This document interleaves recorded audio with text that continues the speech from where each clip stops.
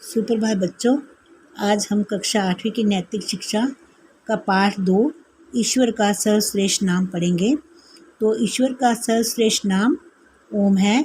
तो यहाँ पर ओम की महिमा बताते हुए कहा गया है कि ओम नाम भगवान का सर्वानंद निधान, सब नामों में श्रेष्ठ है, करते वेद बखान।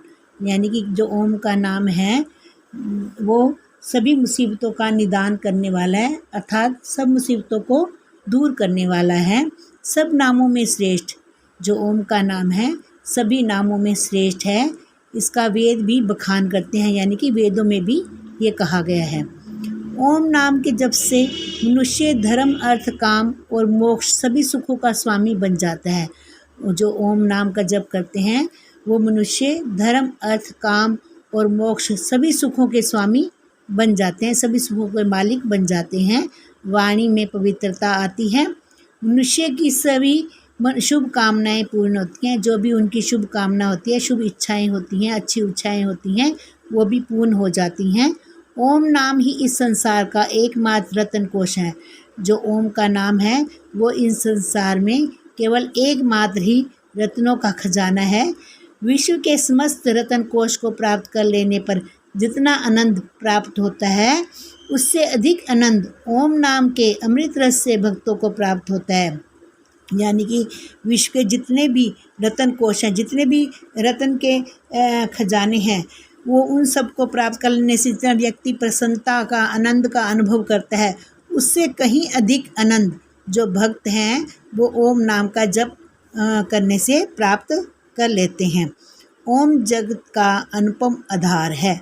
जो ओम है वो जगत का अनुपम आधार, अनोखा धरातल है। ओम नाम का गुणगान करने वाला मनुष्य किसी से पराजित नहीं होता, किसी से भी नहीं हारता है। ओम नाम मानव के मन मंदिर की ज्योति का प्रकाश है। यानी कि ओम का जो नाम है वो ज्ञान की ज्योति का प्रकाश है। ओम ज्ञान के जप से रसना रसीली हो जाती है। ओम का नाम का जप करने से जो हमारी रसनाएं, हमारी जो जीव है वो रसीली हो जाती है, रस से भर जाती है। जो हमारी वाणी है वो रस से भर जाती है।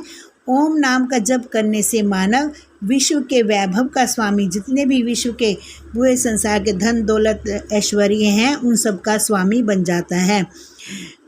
ओम नाम का जप करने वाला जीवन संग्राम में कभी भी, जो जीवन की लड़ाई है उसमें कभी भी निराश नहीं होता, वो हमेशा जीतता ही है, कभी भी हारता नहीं है। ओम नाम को प्राप्त कर लेने पर ऐसी निष्ठा बन जाती है कि मानव दुनिया के लाख काम छोड़कर ओम नाम के जप में मग्न हो जाता है। यानी कि ओम नाम का जप रटता रहता है, करता रहता है। ईश्वर सर्वश्रेष्ठ परम सच्चित आनंद अनंत गुण संपन्न सत्ता है।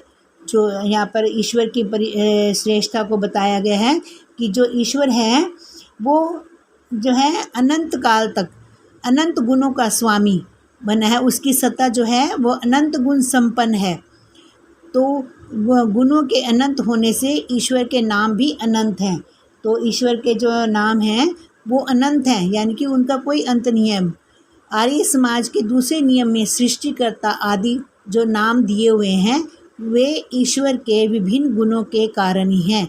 जो आर्य समाज में के दूसरे नियम में ईश्वर के नाम दिए हुए हैं वो जो है ईश्वर के विभिन्न गुणों के कारण हैं। जो ईश्वर के जो गुण हैं उनके कारण हैं, किंतु ईश्वर का निज और सर्वश्रेष्ठ नाम ओम ही है। तो यहाँ पर ये दोहे के द्वारा समझाया गया है कि ओम नाम सबसे बड़ा, इससे बड़ा न कोई। यानी कि ये कहा गया कि जो ओम का नाम है वो सबसे बड़ा है, इससे बड़ा कुछ नहीं है, कोई नहीं है। जो इसका सुमिरन करे शुद्ध आत्मा होए। जो ओम नाम का जप करता है उससे उसकी आत्मा शुद्ध हो जाती है। ईश्वर ने सृष्टि को उत्पन्न किया है, वही इसका पालन करता है। तो ईश्वर सृष्टि को उत्पन्न करने वाला कौन है? ईश्वर है, और वही उसका पालन करने वाला है, और अंत में वह ही इसे समेट लेता है। ओम के अ, उ, म ये तीनों अक्षर सृष्टि के इसी आदि मध्य और अंत के द्योतक हैं। तो महर्षि दयानंद ने सत्यार्थ प्रकाश में प्रथम समोल्लास के क्रम में ही लिखा है, ओ उ म ये ओंकार शब्द परमेश्वर का सर्वोत्तम नाम है। तो सत्यार्थ प्रकाश में महर्षि दयानंद जी ने कहा है कि ओम जो है ना वो ईश्वर का निज नाम है। तो ईश्वर एक है परंतु उसके नाम जो हैं वो अनेक हैं। ये प्रथम समोल्लास में कहा गया है। इसमें परमात्मा के 100 नामों की व्याख्या की गई है, लेकिन परमात्मा क्या है? एक है, ईश्वर एक है, वो है ओम। तो ये ओम ओंकार शब्द परमेश्वर का सर्वोत्तम नाम है। ओम सारे संसार का प्राण है। सृष्टि उत्पत्ति के समय सबसे पहला जो नाद हुआ, जो ध्वनि उत्पन्न हुई, वो ओम थी। अब भी जब और कोई ध्वनि नहीं होती तो यही ओम की ध्वनि न केवल बाह्य श्रोत्र ही सुनते हैं, अपितु अंतःकरण भी ओम का ही नाद सुनता है। जो ओम की ध्वनि है वो अंदर बाहर हमें सुनाई देती है। ये अनंत है, इसकी जो नाद है वो हमें हर जगह सुनाई देता है। सारे शास्त्रों ने ओम को ही परमात्मा का निज नाम दर्शाया है। केवल आर्य समाज में ही नहीं, सभी शास्त्रों में ओम को परमात्मा का निज नाम बताया गया है। और तो और तांत्रिक मंत्र भी तब तक पूर्ण नहीं होते जब तक उनके आदि में ओम ना बोला जाए। जब तक तांत्रिक मंत्र भी पूर्ण नहीं होते हैं जब तक उनके आदि में ओम नहीं बोला जाता। तो ओम ही भवसागर से पार लंघाने वाला है। तो ओम जो है हमें इस संसार रूपी सागर से पार करने वाला है। मानव जीवन का आदि अंत यही है। भगवान का नाम हमारी परंपरा में जन्म लेते ही बच्चे के मंत्र के रूप में दे दिया जाता है। जब बच्चा पैदा होता है तो उसके कानों में सबसे पहला जो मंत्र बोला जाता है वो ओम ही होता है। तो ओम की ध्वनि उसको सुनाई देती है। श्री गुरु नानक देव जी महाराज ने भी कहा है, एक ओंकार सतनाम कर्ता पुरख। तो यहाँ पे गुरु नानक देव जी ने कहा है कि हिंदू मुस्लिम अलग नहीं है, भगवान ने इन सबको बनाया है। तो यहाँ पे ये कहा गया कि एक ओंकार यानी कि ईश्वर एक है। सतनाम यहाँ पे क्या है? उसका नाम ही सच है।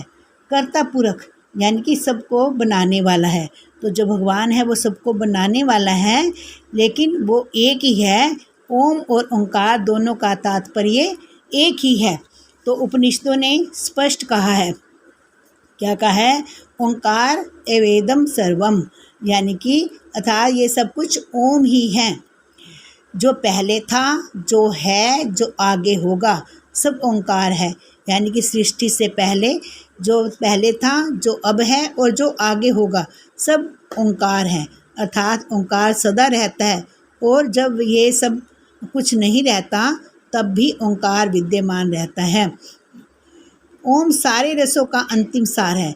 जो ओम है वो जितने भी रस हैं जो हमें आनंद की अनुभूति करवाते हैं, वो सबका सार क्या है? ओम है। जो उपासक सर्वव्यापी परमेश्वर का ओम के द्वारा ध्यान करे वह ब्रह्म को पाता है। जो उपासक यानी कि जो भक्त सर्वव्यापी परमेश्वर के नाम ओम को ध्याता है यानी कि ध्यान करता है, वो ब्रह्म को पा जाता है।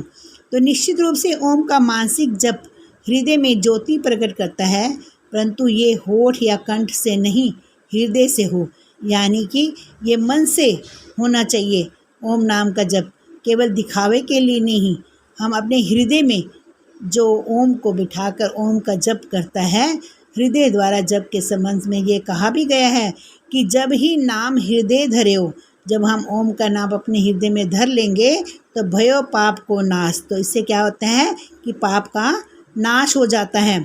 जैसे चिंगी आग की पड़ी पुराने घास, जब पुराने घास पर जब घास सूख जाती है, अगर उस पर एक चिंगारी लग जाए तो आग लग जाती है। तो उसी प्रकार हमारे हृदय में ओम नाम के जप से हमारे सारे पाप नाश हो जाते हैं। तो ओम का नाम जो है वो सर्वश्रेष्ठ है। तो हमें ओम नाम का जप करना चाहिए। तो यहाँ पे बच्चों ओम नाम की श्रेष्ठता को बताया गया है। आपने इस पाठ को पढ़ना है और फिर इसके प्रश्न उत्तर करने हैं। धन्यवाद।